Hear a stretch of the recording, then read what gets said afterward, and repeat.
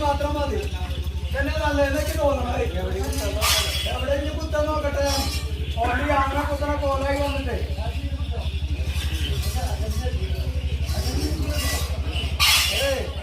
ഇത് ശരിയാവൂലടാ നമ്മളെ ഓരോ നേരെ അങ്ങോട്ടും ഇങ്ങോട്ടും നോക്കണ എവിടെയാ ഇരിക്കണ്ടേ